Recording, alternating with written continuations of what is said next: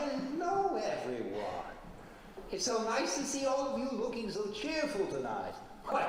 It's almost as if you hadn't heard the news of the impending asteroid collision announced on CNN this morning. I should introduce myself. I am Dr. Erastus Betteroff Underhill. I have been a citizen of these environs for the last 168 years, many of them spent among the living, just like all of you. Well, just like some of you. During my time among the living, I served as both physician and undertaker, a combination of professions that meant no matter which way my patients fared, I made a tidy sum.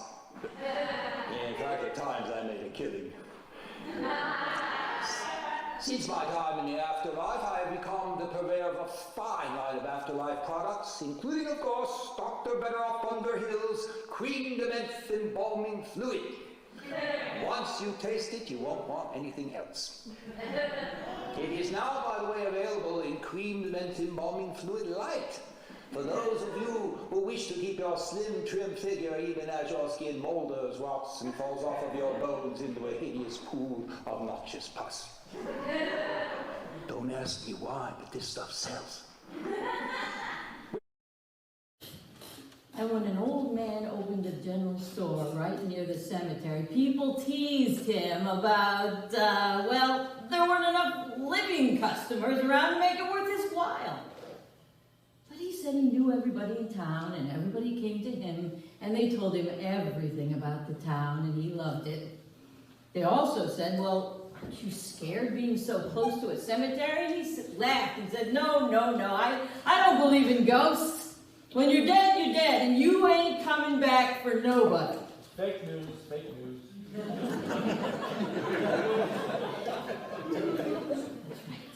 So one day,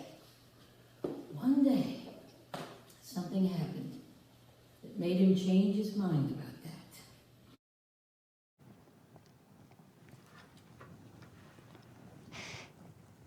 There are things in this paper that nobody knows about, but me, or ever will. Behind the front pattern, the shapes get clearer every day, and they're always the same, only very numerous. And it's like a woman stooping down and crawling around behind. I don't like it a bit. I wonder. I begin to think, I wish John would take me away from here. Life certainly isn't boring when Charlie is home. It all started a few years back. Little things, like when Daddy went to take a sip of his coffee and spewed it across the table because the grounds had been replaced with dirt. Or when Mother opened her medication bottle and found it filled with thumbtacks. Then Daddy found the coffee grounds in the garden outside of Charlie's window, and Mother found thumbtacks in his pants pockets. He denied everything, of course, but they grounded him for a week. But then, worse things started happening on our block. Mr. O'Connell found the bloom of every rose in his garden clipped off, and the brake cables on Tommy Schroeder's mountain bike got cut, and Mrs. Jones found a crow with its neck broken nailed to her front door. Little things like that. Now, your witness says that he saw us at 11:30 headed for Big Cyprus Swamp. Now, this is probably true, but I have no distinct memory of it. The picture seared into my soul is of an ancient cemetery.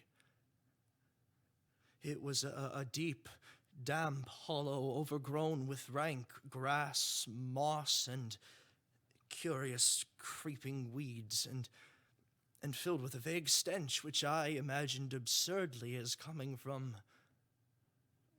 rotting stone.